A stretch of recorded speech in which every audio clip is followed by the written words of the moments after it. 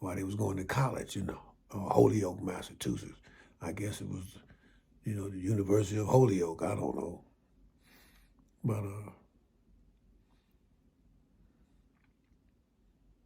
or the University of Massachusetts at Holyoke. I don't know. Either way, that's where they was from, Holyoke, Massachusetts. I remember.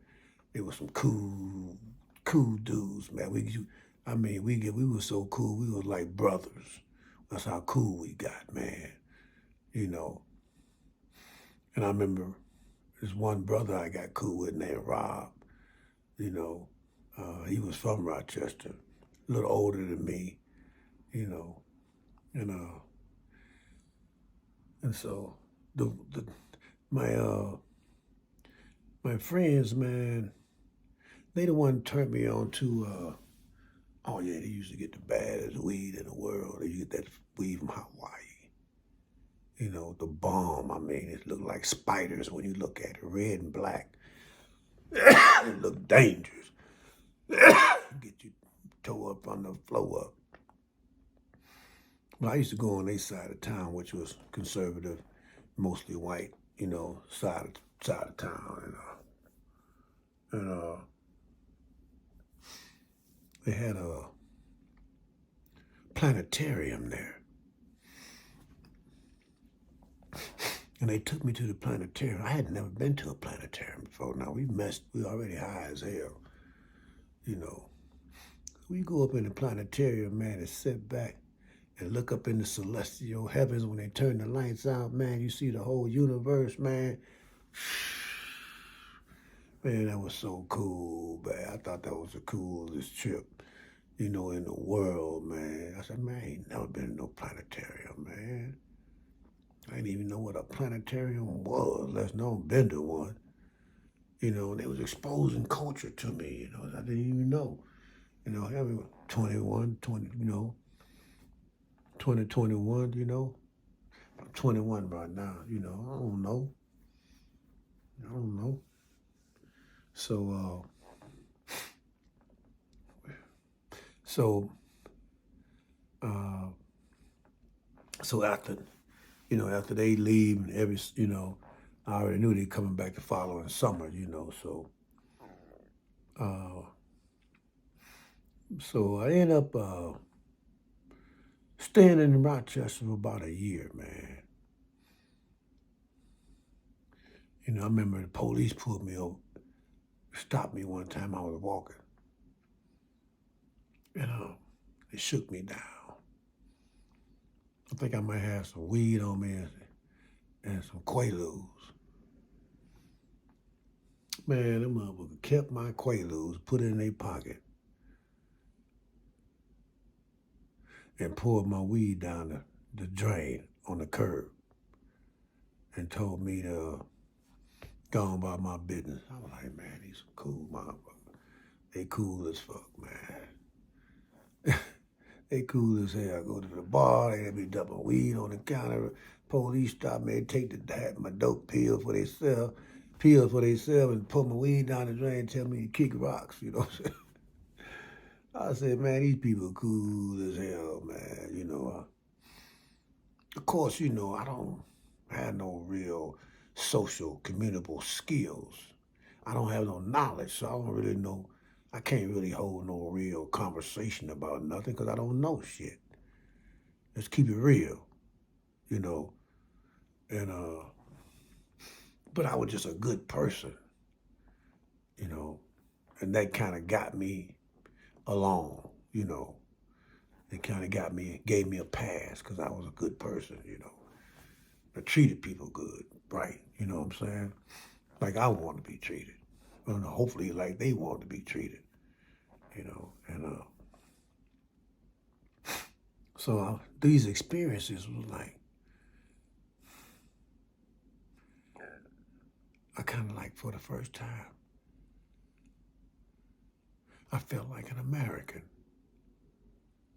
I felt like what it was like to be privileged in America. Pretty much, as long as I ain't hurting nobody else, I can pretty much do what the fuck I want to do. You know what I'm saying? I ain't no problem with nobody. So why bother the guy? What do you want to smoke a joint on the counter? Roll a joint on the counter. So what do you got? Some weed and Quaaludes in his pocket. He ain't bothering nobody. Take it, throw it down the drain, get on about your business. Nice. Man, these experiences were like out of this world to me. I'm like, shit, this is my kind of town. I love Rochester, man. Even to this day, I know it done changed or whatever. For that experience that they gave me, man, the love that they showed me, man, you know, I ain't never really experienced nothing like that to date, you know. And the only reason I didn't go back probably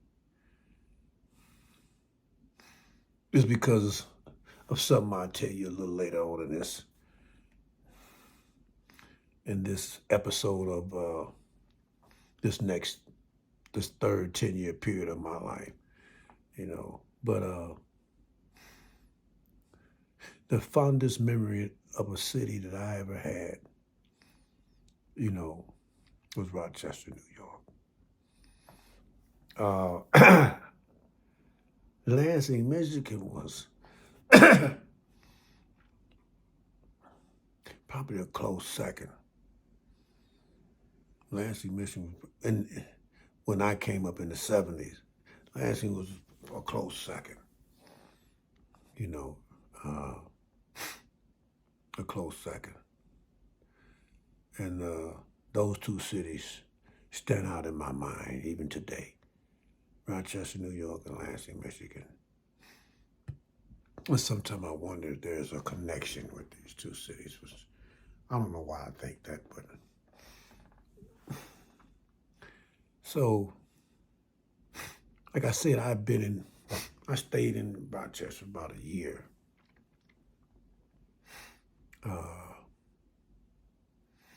And I remember I injured my back lifting those, you know, those pops up, those racks of pops, and load them on the truck. And so I had to go to the hospital and get checked out. They said it's just a little sprain, you know, you strain your back a little bit. Just, we'll give you 3 days light duty. Now, instead of taking the slip to work and telling them I had 3 days light duty, I didn't think. The first thing came to my mind, I don't do light duty work, so ain't no sense of me going back. I might as well just take off for 3 days because there ain't no light duty work for me. You know, it's heavy. That's what my back got strained because it was heavy duty. So, I mean, that was my crazy way of thinking. Quite naturally, when I got back, they let me go. They told me I should have brought the light duty slip and they would have just had me sweeping the floor or something. I said, oh, man, here I go again. Poor decision making. Never thought about that, sweeping the floor. You gonna pay me to sweep the floor? Yeah, I'm quite sure they would have. You know. So I ended up losing my job, man. The best concert I went to was in Rochester too. It was LTD and the Gap Band together in one night. And they closed the show on stage together, jamming like a They was jamming together at the end of the show. I mean, it was cool the way they blend themselves together at the end. It was cool, man. I seen Rick James there too, but, you know, I threw my joint on stage. Fired up, you know what I'm saying? Mary Jane. I threw my Mary Jane on the stage, you know what I'm saying? You know, Slick Rick, that's what he was about. Entertaining the crowd, you know. Who got that bomb? You know. So we was in the coolest place in Rochester, though, so he was cool, you know. And so I ended up losing my job, and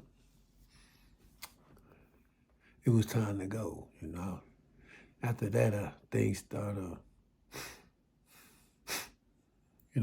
wasn't smooth anymore. Started getting rocky for me. I started getting, you know, a little antsy, you know, panicky, you know, because bills still got to be paid. You got to generate some kind of income to keep this stuff going. You're an adult now, so as time kind of got tighter and tighter and tighter, I ended up calling my uncle to send me a bus ticket to come back home.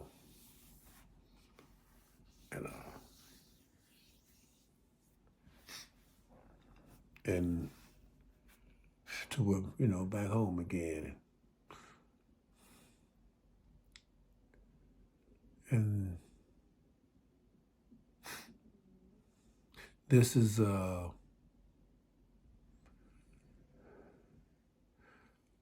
place, I was at a place where I was getting older, but I wasn't growing, I didn't feel myself growing, even though I was getting older. I didn't feel myself growing. It was frustrating. It was bothersome. As you get older, you can't think. You can't put your thoughts together, man, to, carve out a life for yourself. I had no idea of what I wanted to do, what I wanted to become. Just existing, surviving. That's it. That's all I know how to do. Try to coexist. Didn't have no good work ethics. That's why I kept, making poor decisions in the workforce. I didn't have the respect for it that it deserved. You know, and me also being a free will person. You know, I kind of fed off into the opportunity of leaving anyway. Yeah, shoot, I want to go to the next city. I'm ready to travel. I'm ready to take off. I am, I'm ready to go anyway. So to speak, that kind of mentality, stupid mentality. Not realize you're taking your problem wherever you go. You can travel all over the world, but if you got issues, you got issues. They go with you until you get them resolved. And I didn't have no clue. I'm thinking the next place going to be that one, be that spot.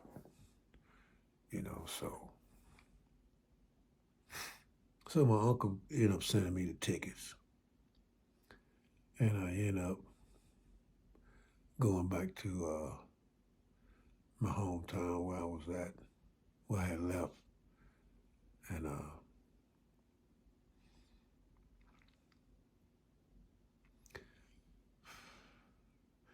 we'll continue in the next episode. I just want you guys to know that this isn't an easy task for me.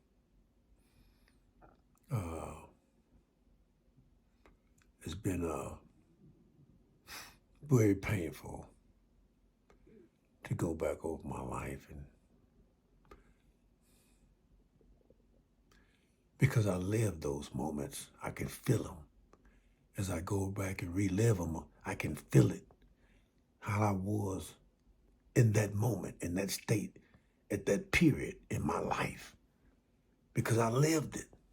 So I know the emotions and the mental distortions and distractions and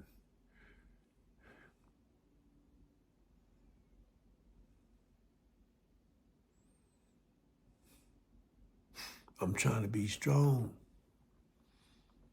but a lot of times I want to cry. But I'm trying to be strong so I can get through this, because as I always conclude to you guys, man, as I conclude a particular episode, even though I'm not finished with this era yet, I'll come back later. But I'm always telling you guys, and it's real, that I'm just scratching the surface, man. You have no idea. You think you heard something. You think you heard something. You don't have no idea. I'm just scratching the surface.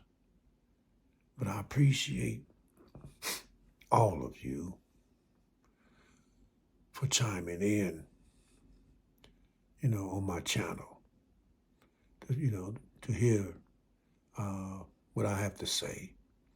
And I hope that you feel and believe that what I'm saying matters, not only to you, but it can be helpful to many others in this world, the world over. So it's because of that hope that my goal to help other people is achieved. This is what gives me the drive to continue to do what I'm doing.